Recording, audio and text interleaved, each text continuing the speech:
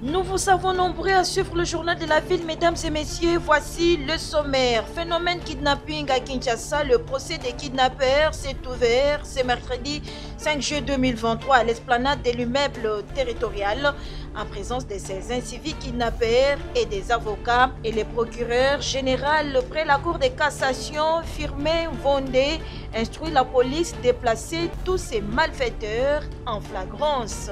À l'Assemblée provinciale de Kinshasa, l'Assemblée plénière accorde un délai de grâce de 48 heures au président Godin Poyi pour présenter sa défense contre la proposition de résolution dès sa déchéance. C'est tout pour le sommaire, mesdames et messieurs, et encore une fois, bienvenue dans ce journal.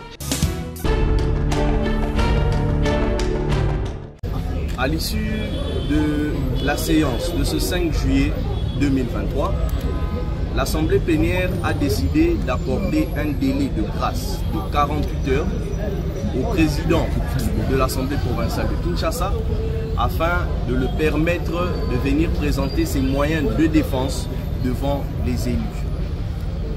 L'Assemblée plénière tient à attirer l'attention de l'opinion publique ainsi que des instances judiciaires sur les manœuvres dilatoires utilisées par le président afin de s'échapper à cet exercice démocratique. Par ailleurs, elle considère comme un affront et un mépris la correspondance accompagnée d'une attestation médicale accordant au président 45 jours de repos intellectuel, alors que nous savons tous que le président participe activement à des activités académiques, religieuses ainsi que politiques. Phénomène kidnapping à Kinshasa. La police n'a jamais identifié le cas de trafic d'organes tel que les réseaux sociaux en ont parlé. C'est la réaction du ministre de la Communication, porte-parole du gouvernement, Patrick Mouyaya Katembwe, au cours d'un briefing hebdomadaire ce mardi 4 juillet 2023. Ici, le message, c'est de demander aux Congolais, partout où ils se trouvent, particulièrement aux Kinois, de ne pas céder aux rumeurs et de ne pas croire à tout ce qui est dit. Je vous ai donné la démonstration tout à l'heure que lorsqu'on dit qu'il y a trafic d'organes, pour arriver à faire un trafic d'organes, ça signifie que vous devez disposer d'un matériel de chirurgie. Ça veut dire que lorsqu'on vous attrape, vous, c'est un exemple, on doit être en mesure de faire une opération sur vous pour vous retirer un organe. On doit être en mesure d'avoir un frigo ou un matériel de refroidissement approprié pour conserver l'organe qu'on aura préalablement pris chez vous. Et donc, vous voyez que ça nécessite une mécanique particulière et je ne pense pas que les conditions sont réunies pour avoir en masse des choses de ce genre. Et donc, ça, par exemple, il ne faut pas y croire. Deuxièmement, sur les cas des kidnappings, c'est vrai. Il y a le phénomène qui a été observé, notamment on parle des gens qui opèrent avec des véhicules catch, mais la police, ils travaillent, on a identifié des réseaux, on en a présenté certains, et d'ailleurs, certains, il semble que c'est des visages qui sont connus, de gens qui se présentent comme parfois des influenceurs ou des influenceuses, des visages connus, qui ont été attrapés et qui seront jugés. Face à la presse, le porte-parole du gouvernement a loué les débuts dans quelques semaines de la délivrance des cartes d'identité à tous les Congolais qui, depuis 1984, n'ont jamais obtenu ces documents. Mais grâce à la volonté manifeste du chef de l'État, Félix-Antoine Tshisekedi Tshilombo, c'est devenu possible. Depuis 1984, dans ce pays, il n'y a pas de carte d'identité. Et vous avez suivi, par exemple, à la 94e réunion du Conseil de ministres, le Premier ministre a rappelé ou informé que les dispositions ont été prises pour qu'au 30 juin, nous puissions commencer le processus de délivrance de la carte d'identité. Lorsque ces processus ont commencé, beaucoup étaient dubitatifs au regard de l'ampleur du sujet. Ça concerne 44 millions de personnes. Et donc, après la mutualisation, il y a eu ces protocoles d'accord qui avaient été signés sous les auspices du Premier ministre entre l'ONIP et la CENI. Et les données seront versées à l'ONIP. Et maintenant, on va commencer le processus laborieux d'octroi de cartes dans les mois qui, en tout cas dans les semaines qui viennent. Signalons que plusieurs autres actualités importantes sur le pays étaient évoquées dans cette face-à-face avec la presse.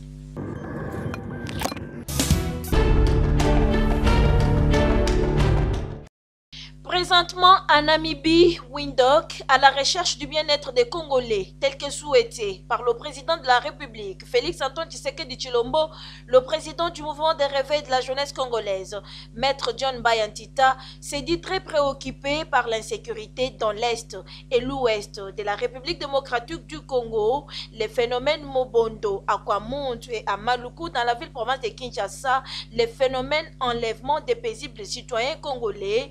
Maître John Bayantita tire la sonnette d'alarme et appelle le peuple congolais à la vigilance. Le MRJCO vient tirer la sonnette d'alarme et rappelle au peuple congolais que les soi-disant bergers qui provenaient du Rwanda, qui sont arrivés au niveau du Grand Bandundu que nous avons tous décrié, où sont-ils partis? Il ne faut pas avoir une mémoire très courte. Ces voisins-là, rwandais, qui se plaisent à verser le sang du peuple congolais, ils ont leur mode opératoire. Sous couvert du régime passé, ces soi-disant bergers-là se sont fondus dans la population, apprenant le kiteke et le kiyaka. Maîtrisant la langue, au jour d'aujourd'hui, ils commencent à massacrer nos paisibles citoyens. Quand ils viennent dans un village teke, ils vous parlent de yaka. Quand ils viennent dans un village yaka, ils vous parlent de teke, c'est pour semer la confusion. Nous interpellons les services de sécurité. Bravo déjà au grand travail qu'ils sont en train d'abattre. Les auteurs de ces crimes, ils sont connus. Il faut mettre la main sur eux. Soutien total à nos forces de sécurité et de défense. D'ailleurs, nous rappelons que le coup de filet qu'on a lancé sur ces enleveurs, pendant que nous attendons les bons enlèvements du Seigneur Jésus-Christ, et ils ont précipité les enlèvements, ces gens-là ne doivent pas être envoyés au parquet. Les services de sécurité doivent d'abord les entendre profondément. Je pense que nous arriverons jusqu'à la source des commanditaires intellectuels de ces actes de barbarie et macabres. Peuple congolais, soyez vigilants. Le MRJCO pointe du doigt à l'opposition. Pour le MRJCO, nous pointons du doigt l'opposition qui est à la base de l'insécurité en commençant à l'Est, au centre et même au Sud. Il faut mettre la main sur les auteurs intellectuels de ces actes macabres. D'ailleurs, un message que je leur envoie, dans tout ce qu'ils abattent, ils font comme travail, la RDC s'en sortira vainqueur. Et nous en sortirons tête haute, comme l'avait prophétisé son Excellence Félix-Antoine Tshisekedi Tshilombo. Pour le mouvement des réveils de la jeunesse congolaise, le train des élections est en marche. Coup de chapeau à la Commission électorale nationale indépendante. En ce qui concerne les élections, pour le MRJCO, le train électoral a déjà démarré et bientôt il va arriver à la gare. Coup de chapeau à la CENI, soutien total aux membres du bureau de la CENI.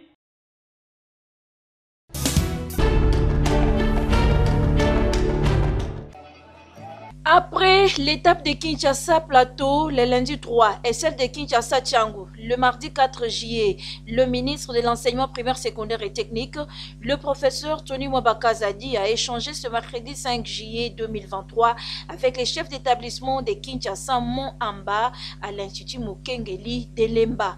Voulu un cadre d'échange franc entre les autorités éducationnelles et les chefs d'établissement, ce nouveau paradigme insufflé par le patron de l'EPST vise le réarmement moral des chefs d'établissement et créer un climat de confiance en vue de l'enseignement de qualité. Dans son speech, le ministre Tony Mwabakazadi a commencé par rendre des vibrants hommages aux chefs d'État qui, malgré les multiples défis qu'a le pays, il a fait de la gratuité de l'enseignement primaire son cheval de bataille.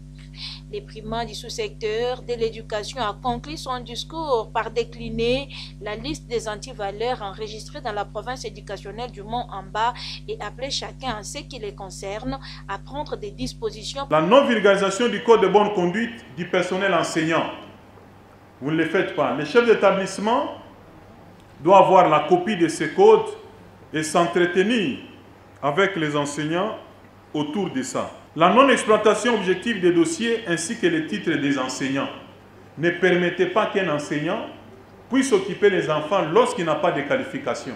Sans diplôme, faux diplôme, il faut les mettre en dehors du système. La non-application des mesures prises par les autorités pour la lutte contre les antivaleurs. Il y a des décisions des institutions qui sont prises au niveau national au niveau provincial, sous-provincial, que vous devez exécuter dans les établissements scolaires. Il tient de signaler que l'activité de ces jours s'est clôturée par la remise des motos pour la mobilité des sous-provinces.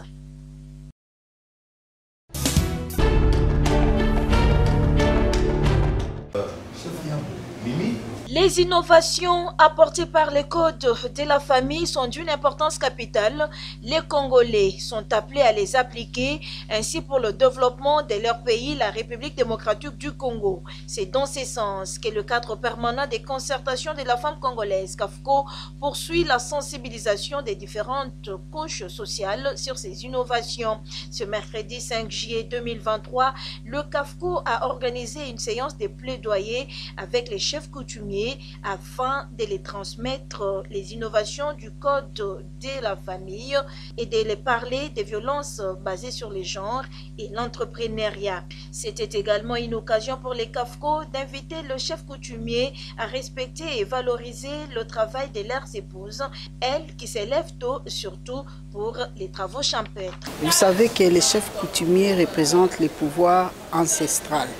Et nous leur avons dit que même en étant chefs coutumiers, ils peuvent se marier légalement. Parce que les systèmes que nous disons à Kinshasa, Yakato Vanda, des personnes qui sont là en couple autant d'années sans qu'ils se marient, sont dans l'insécurité.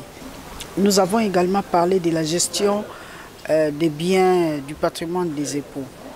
Et nous avons fait savoir que l'homme n'a plus ses droits d'aliéner seul les biens meubles ou immeubles qui se retrouvent dans leur patrimoine. Donc il faut aussi avoir le consentement de son épouse. Une sensibilisation saluée par le chef coutumier eux-mêmes qui promettent à leur tour de transmettre ces innovations du code de la famille portées par les CAFCO à la base. Bah comprendre que le droit est en place. De l'autre côté, la liberté, la maman est capable de faire ça comme ministre.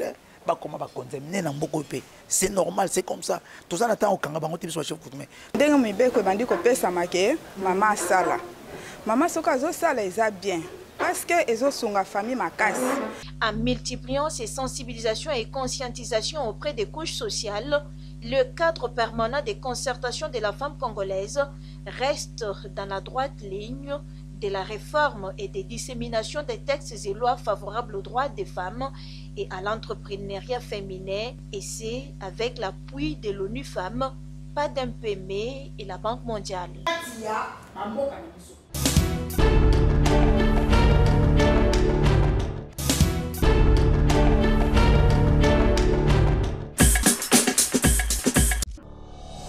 Nous sommes arrivés à la fin de ce journal de la ville, mesdames et messieurs. Merci de l'avoir suivi. Le prochain rendez-vous est prévu pour ce jeudi et d'ici là, portez-vous bien.